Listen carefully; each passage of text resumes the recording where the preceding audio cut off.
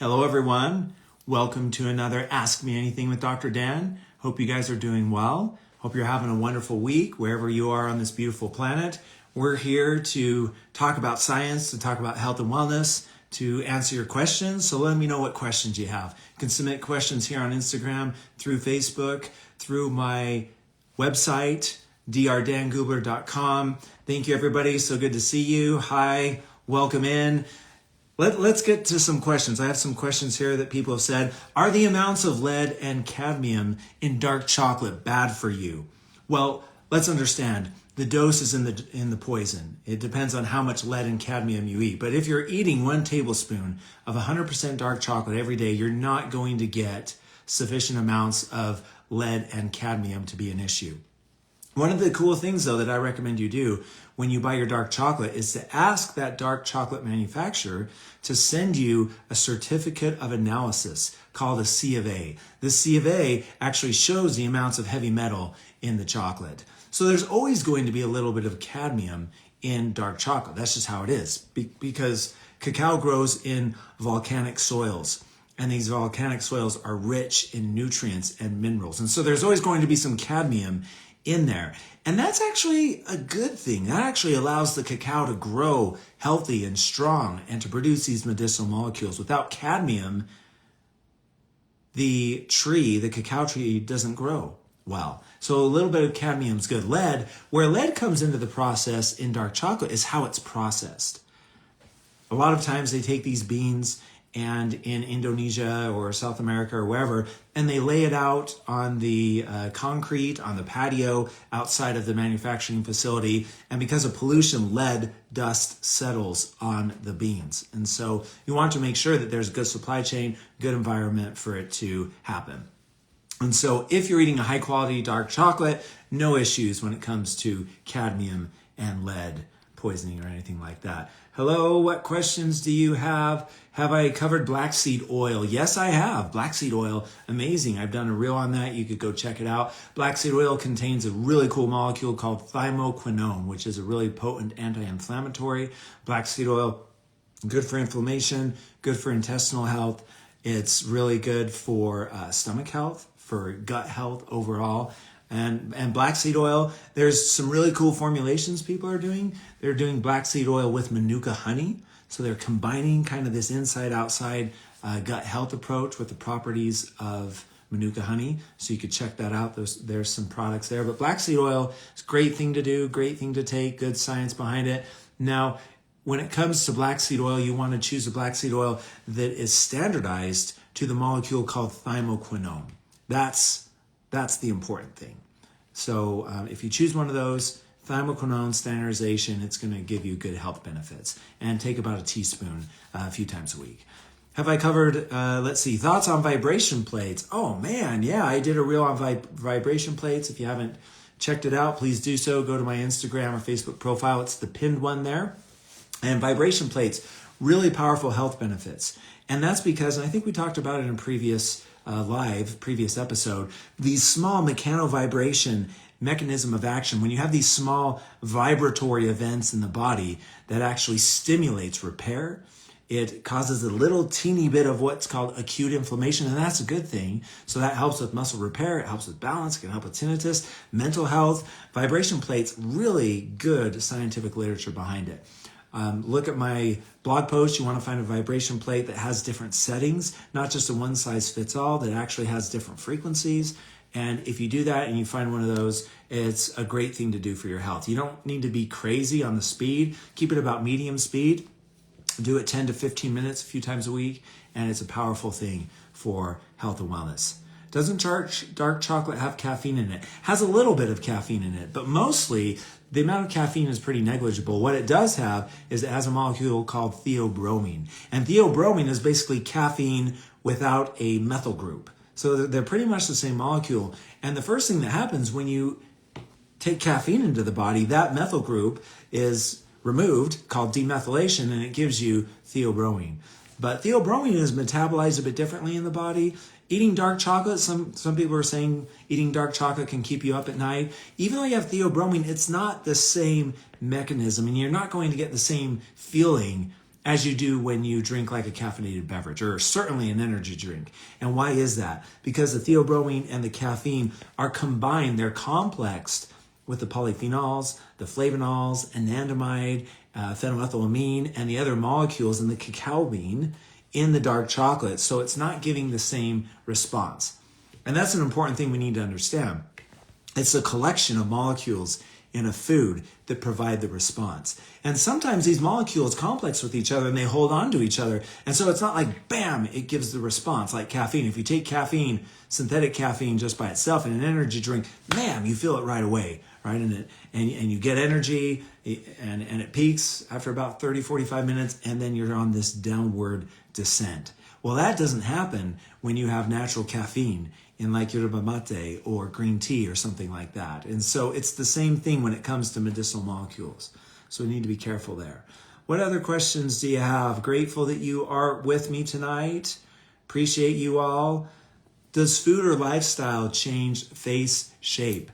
Food can change face shape. It can actually, when you eat the right food with the right medicinal molecules, you're going to lose a little bit of weight. And where you see that weight happen first is in the face. The beautiful thing about eating medicinal molecules from plants and you lose weight in a natural way, that it slopes, it shapens the face naturally. One of the issues that we're seeing with these GLP-1 drugs like Ozempic and the others is that when people lose weight so quickly and they lose it in a relatively short period of time, then the face can start to sag and the skin, and that's what we're actually calling Ozempic face and whatnot. So you want to be careful with that, but diet change, really good, and exercising as well. They're both just gentle toning motions, but diet is the best thing to do when it comes to losing weight and having a nice shapened face. This is great. What other questions do you have? Keep them coming for me. Is nicotine patch good for muscle pain? I'm not a huge fan of nicotine. I know people want me to talk about that, and I might in the future, but in all the science that I've seen, it's obviously a really hot topic on social media, a lot of people talking about it, and nicotine does have some good health benefits. I'm just not convinced that putting nicotine in an easily available form that for people to use, in addition to how it's already used, I'm just not convinced that that's the best way to go about promoting health, when people are self-treating, self-medicating themselves. So that's my thoughts on nicotine, and I'll talk more about that in the future.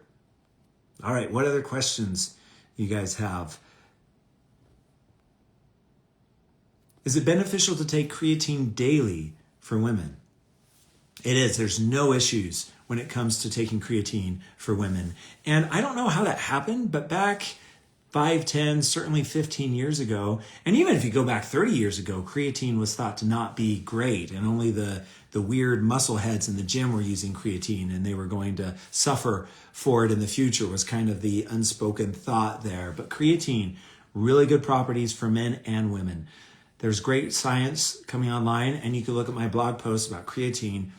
There's data showing that creatine can help with osteoporosis, to keep good bone mineral density levels. Creatine is good for hormone balance. It's good for heart health, for brain health, in addition to exercise performance.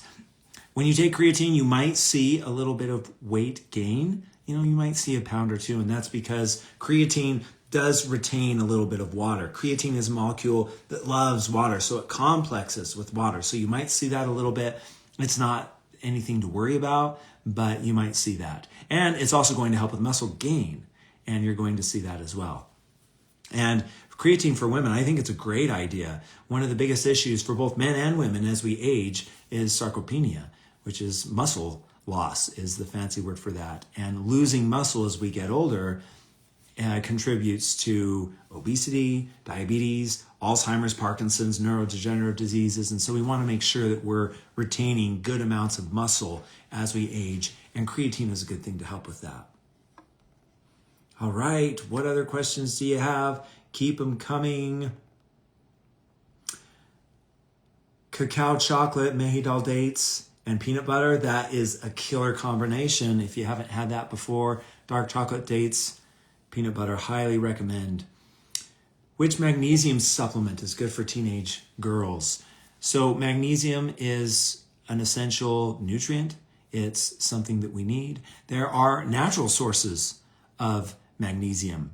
And so supplementation is a good thing to do, and it's okay. Magnesium, though, by itself in its synthetic form is not absorbable in the body. So if you're going to take a magnesium supplement, the best is a magnesium yeast glycoprotein matrix, where basically you have magnesium and then you have a part of the cell membrane attached to that magnesium. That's the most bioavailable and the most absorbable. But magnesium threonate is good, magnesium bisglycinate is good, and there's some other good options there. When it comes to taking magnesium naturally from different sources, there's some great options there. And one of the best options there is you have kiwis. Kiwis are a good source of magnesium. But like we talked about recently, dark chocolate. Dark chocolate is an excellent source of magnesium. So that's one of the reasons why magnesium boosts mood and cognitive function. Dark chocolate can help you sleep better, and it can help with anxiety. It can help with PMS and PCOS. And that's one of the reasons. There's many reasons because of all the molecules in dark chocolate, but one of those is because of the good amounts of magnesium. So that's what I would recommend before going for a supplement. Have I covered cashew milk? No, I haven't. And I'm planning on talking about cashews here in the near future. Cashews have a really cool molecule called anacardic acid, which is really good when it comes to cognitive health and other functions. And so it's a really great thing to do to take cashews and cashew milk. How to speed up the metabolism? That's a great question. So there's supplements online that you could buy, African mango seed extract, bitter orange, different things like that. Eating chili peppers, though, is what I would recommend. And I talked about chili peppers not too long ago on Instagram and Facebook on a reel. You could check it out. Chili peppers, with its capsaicin and the other molecules, it could actually increase metabolic function and increase what we call the burning of brown fat. So in our body, we have two different types of fat. We have brown fat and we have white fat. White fat is the fat that jiggles on our body, and that contributes to diabetes. Brown fat isn't that way, but we want more brown fat. What brown fat does is it continually burns calories, and it burns the fat cells around it as well. And so what we want to do is we want to what we call beige or brown fat. And that process can actually help with weight loss, where we're just a burning calorie machine. We're like a furnace where the temperature's turned up. That's what we want to do. And so working out helps with that. Watermelon helps with that. So things with branched chain amino acids, oysters can help with that. Okay, great questions. How can we be sure there's no lead in cocoa powder? This is where we need to ask and demand that people who sell cacao products send their certificate of analysis, a C of A. And I know several different chocolate manufacturers and chocolate distributors, they do that. If you ask them, hey, can I see your certificate of analysis? They'll send it to you, and you'll be able to see. And you can compare and contrast different types of dark chocolate cacao powders to just make sure that there's not an issue there. Okay. Love being with you guys. Appreciate you. I'm not a medical doctor. I'm a PhD biochemist, natural products chemist. And so if you have specific questions about how something works for your particular condition, then you need to talk with your personal medical doctor, your physician. All right. Appreciate you all. Hope you are all doing well. Have I done taro root? I haven't done taro yet. And taro has great properties. Taro is really good for regulating blood sugar levels. So that's something that if you want to regulate blood sugar levels, and if that's important to you, then taro is a really good way to do that. As far as eating taro, there's the Hawaiian way of making poi. I lived in Hawaii for 5 years as a professor, and so there's that. There's taro that's infused into rolls, ice cream. You can find it a lot in Asia, but taro is a really good thing to do. And I am going to do a yes/no on taro in a bit, probably in a month or so. So stay tuned for that. How to lower inflammation? Great question. How to lower inflammation? Curcuminoids Really good for lowering inflammation. You could take a teaspoon of turmeric, you can put it in your shake, you can put it on yogurt. You want to mix it with food. You don't want to just put it in water by itself, but turmeric's a great thing. Boswellia, really good at reducing inflammation. Black cumin seed oil, like we talked about earlier on this episode, that can help to reduce inflammation. So those are some really good things that you can do. And fish. Don't underestimate the power of fish. It's interesting. I did a Instagram, Facebook reel on turkey, and people were not very happy about turkey, and they weren't happy that it didn't have all these great health benefits. And I was expecting that it would, with maybe the tryptophan and whatnot, but the tryptophan in turkey that makes you sleepy. It was interesting, and I said this on my reel, but I studied and I analyzed the tryptophan amounts of all different types of meat. And beef contains tryptophan, chicken, turkey, pork, and the tryptophan levels are all about the same in these different meats. So when we eat turkey for Thanksgiving dinner or after a big meal and we feel like we're going to pass out, it's not because of the tryptophan, it's because we've eaten like 4,000 calories during that meal. So anyways, with turkey, that's what we have there. It's a lean protein, but besides that, not much better. But fish can reduce inflammation because not only is it a lean protein, good carbohydrate, good macronutrient balance, but it contains these molecules, omega-3 fatty acids. And these omega-3 fatty acids are converted to molecules called specialized pro-resolving mediators. And these are one of the most powerful anti-inflammatory molecules on the planet. And it's actually the body converts them. So they're not found in nature. EPA and DHA, these omega-3 fatty acids, are found in nature. But when we eat them, our body transforms them into these anti-inflammatory molecules. So that's why you should take fish every single day, as often as you can. Sardines, you guys like sardines? Love sardines.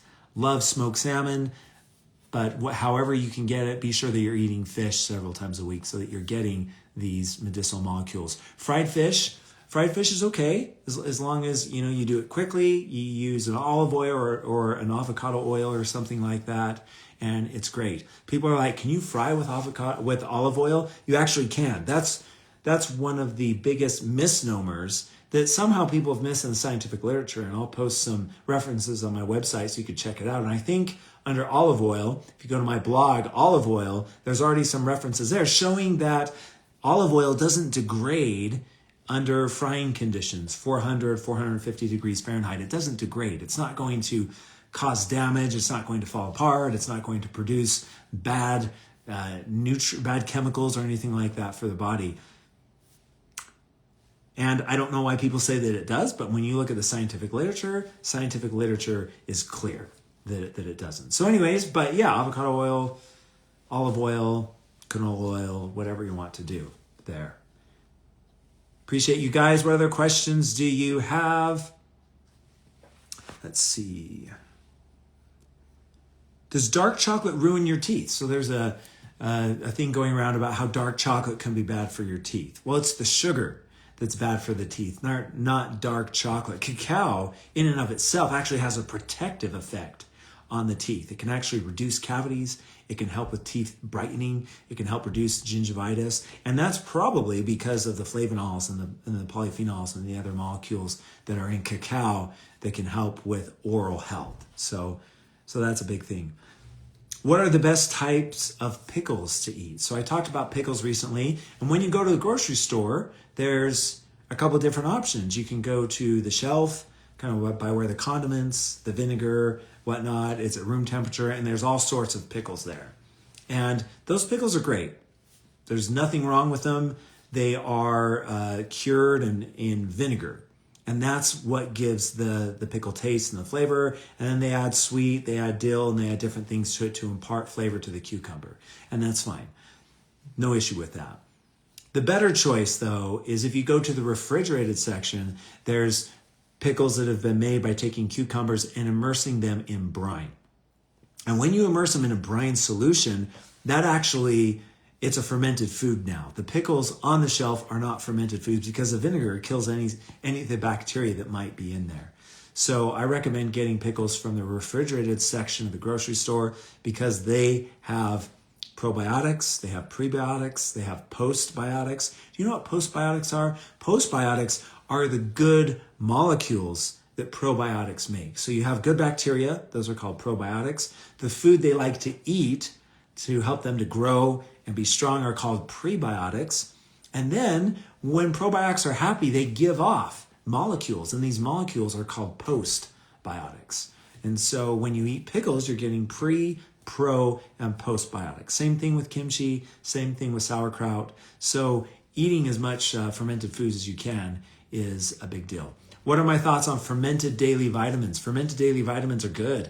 That increases absorption. When you do that, you're actually getting some of these glycoproteins that I talked about earlier that can help with absorption.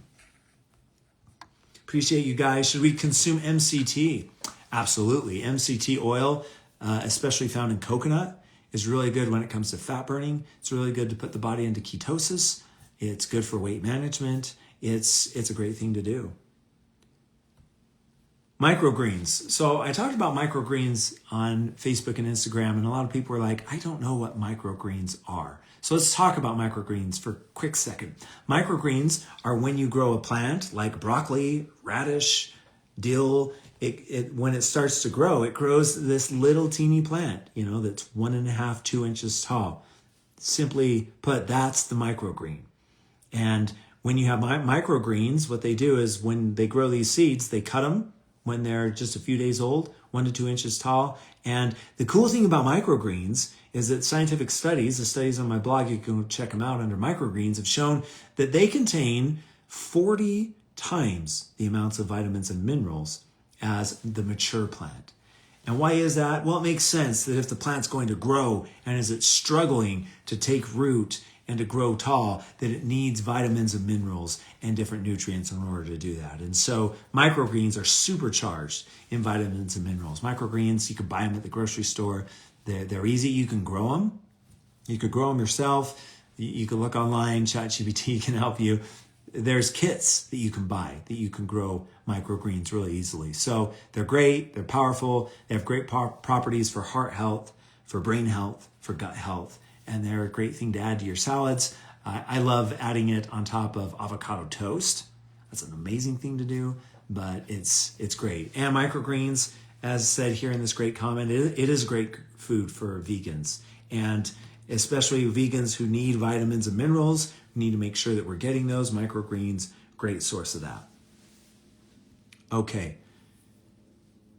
So why does tofu reduce cognitive function? This is an interesting one.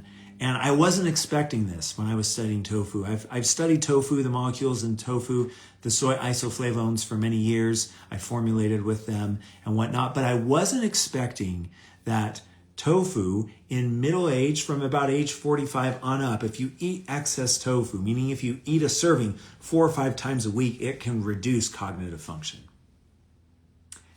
And a lot of people didn't like that. A lot of people said I was wrong. They were upset. And the first point that I want to bring up that's really interesting, when it comes to science and the scientists, we're trying to find the truth. We're trying to find out what's going on. We don't know everything, and there's still so much that we don't know. So that's why we do research. And it's crazy. I was not expecting that to be the case. And it actually made me a little uncomfortable. I didn't like the fact that tofu, as it stands in the current literature, can reduce cognitive function. That's crazy. I didn't like that. I was unsettled with that. And so I read all the scientific papers, and I read them in detail. And the science is actually pretty strong. Unfortunately, some people were saying, well, the papers were wrong, or they're just correlation does not equal causation. Other people were sending me papers saying that, hey, look, soy isoflavones can help with cognitive function, like genistein and datesin, and they can. But we're talking about tofu, everything mixed together. And that's one of the mistakes that we make when we do research, or when we're talking about health, is we'll take a molecule in a food and we'll pull it out, and that molecule has certain health benefits. But when you plug it back into the food, that food has different health benefits. And so we need to be really careful when we do that. We need to not extrapolate. So anyways, the bottom line though with tofu, it's great for overall health. It's a good protein source. It has anti-cancer properties. There's a lot of really good things that it does. It helps to regulate the genes, the chemical switches in our body. But Too much of a good thing can still be too much. And that goes back to what we were saying earlier. The dose determines the poison. You can have too much of anything. Water, the universal solvent of life. If you drink too much water in a short period of time, your cells will implode because you reverse osmotic pressure. And so that's just how it is. So one of the key dogmas for health is we want to eat as many different foods as we can. We need to have molecular diversity. One food has one or two really cool molecules. Another food has another one or two really cool molecules. And so we want to eat a variety to make sure we're getting all of the molecules. All right. Could it be because tofu these days are made from GMO soy? I don't think so. In reading the scientific papers and whatnot, I don't think that that's the case. I don't think that it's GMO.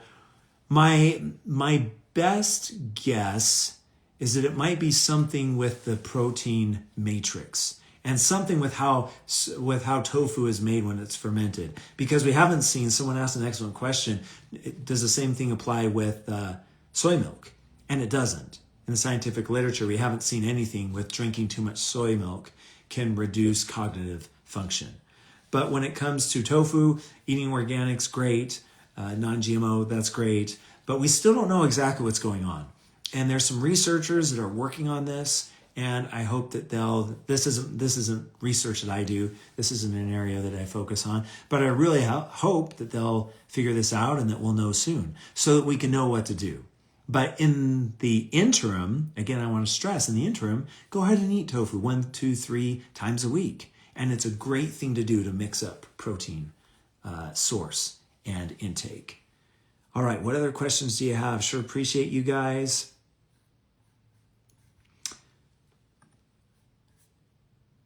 All right. I talked about binaural beats last week. And binaural beats, I was reading about them again. Just great for concentration, great for memory, great for sleep. So have you tried them yet? Have you tried using binaural beats? Again, really easy to do. Pull up your favorite listening platform, Apple Podcasts, Spotify, and Apple Music, wherever you listen to your music. If you type in binaural beats, it'll give you some different options there, and you can do that. Foods recommend for IBS. Are artichoke hearts good? Artichokes are awesome. Artichokes have great benefits. They're really good for balancing blood sugar levels. Artichoke hearts, really good for gut health. Artichokes, really good prebiotic source, prebiotic fiber for the good bacteria in our gut to eat. So they're awesome, really good. Dragon fruit's great. Dragon fruit, it has large amounts of different flavonols, flavonoids, and polyphenols. So dragon fruit, when it comes to antioxidant scale, dragon fruit is one of the higher ones. Dragon fruit is really good at reducing oxidative stress in the body. Oxidative stress is the process by which the body essentially rusts out, R-U-S-T, it rusts out. And in order to protect that rusting from happening, we need to make sure that we have large amounts of antioxidants in the body, and dragon fruit helps to do that. Papaya is amazing. Papaya is one of the best things to help with constipation. Papaya is rich in carotenoids, vitamin A precursors. And so it has some of the largest amounts of provitamin A's. It has large amounts of vitamin E. It's a good source of fiber. It's great for the gut. So if you want, if gut health is really important to you, and if you have access to it, eating a papaya a few times a week is a powerful, powerful thing to do. And papaya seeds. Papaya seeds are actually good to rid the body of parasites. And so that's a good thing to do there. And if you're interested in that, you should work with your medical doctor and just make sure that you and them are on the same page. But papaya, great fruit. When I lived in Hawaii, I ate papaya every day. And it was amazing. When it came to my health, when it came to my skin, when it came to gut health especially, it was a great thing to do. I actually started losing weight. I was overweight. So when I lived in Hawaii, I was actually 220 pounds. And now I'm 160. So I don't know if you know that. I have a crazy weight loss journey that I'll talk about sometimes where I lost 60 pounds in the course of about a year. And I've kept it off for 12, 13 years now. And papaya was one of those things that really helped me in my weight loss journey. All right. How many ounces of tofu is a safe serving? About 4 to 5 ounces. Let's start with that. Rice cakes, healthy or not? These are great questions. Rice cakes, when you look at rice cakes, they contain carbohydrates. They're complex carbohydrates depending on the types of rice cakes that you get, but that's it. So there's no fiber. Importantly, there's no medicinal molecules in rice cakes. Maybe if you want to stretch it, maybe there's 1 or 2 benzoxazanoids, but really there's not a lot in rice cakes. And so when people use rice cakes for competitions or body shaping or stuff like that, it's just basically to put you in a caloric deficit. So if you want to put yourself in a caloric deficit, rice cakes are one of the best things to do. But when it comes to nutrition and health for the body, they don't provide a lot of that. Is it normal to have stomach pain when you drink ginger tea? No, I haven't heard of that. But everybody is different. And so it's interesting that what works for one person might not work for another person when it comes to foods. Food intolerances are a real thing. And a lot of that depends on us personally. It depends on our genes, our genetic disposition, how our genes are being expressed or not expressed. It depends on our gut microbiome. For whatever reason, the gut flora just might not be amenable to certain foods that we're eating. But what's interesting is that when we eat good food to take care of our health, I've heard story after story after story of people whose health, they couldn't eat certain things, they had an intolerance to a certain food, and then they're fine. Well, why is that? That's crazy. Well, it's epigenetics. Good food can change our gene expression for the better, and it's good food can increase health of our gut microbiome, the second brain. So, good. Emmy had artichokes for breakfast and lunch. That's awesome. Hi, Emmy. Hope you guys are doing well. I'm just so grateful for all of you that follow me on social media, for you that listen to me here on this Instagram Live and the podcast. I'm just grateful for your support. You guys are amazing. I love the good camaraderie that we have, the unity that we have, that we can talk about science without being disagreeable. And I'm just thankful for you guys and the culture that you have. Appreciate you. Red kiwis from Jeju Island. That's cool. I had red kiwis once on Jeju Island, and they're rich in anthocyanins. That's what makes them red. If you can get red kiwis, you get all the benefits of kiwi with the vitamin C and the fiber and everything like that, but then you get these really cool anthocyanins. So I haven't seen them here in the States. If I do, I'm gonna snap them up. I'm gonna buy all of them. So awesome. Okay. I have time for one more question. Let's see. And let's talk about shoujit. A lot of you have asked about shoujit. Also, if you're just phonetically saying it, shilajit, but it's Shijalit, shoujit is how you pronounce it. But shoujit is called mountain blood. It's this resin that oozes out of mountains, like the Atlas Mountains in Asia, and the Himalayas in different areas. And this resin is rich in humic and fulvic acids, and it's rich in vitamins and minerals. And these vitamins and minerals are bioavailable. So a lot of it also depends on the shoujit, on how it's processed and what it is. A lot of people actually take shoujit, the pure stuff, and they'll dilute it down with mineral oil to make sure that it's cheap. So what you should do is you should ask for the certificate of analysis and have them show it to you so that you can see the process by which it's done. And what you want to see on that certificate of analysis, you should also ask for the flow chart. And the flow chart will tell you how it's extracted. Basically, what you want is you want them to take it directly from the mountain, run it through a fine mesh screen to get rid of, any pieces of rock or anything like that, and boom, that's how you want it. All right, everyone, I appreciate you. I enjoyed our time together. Hope you guys are all doing well, and I will catch you next week. Take care. Bye-bye.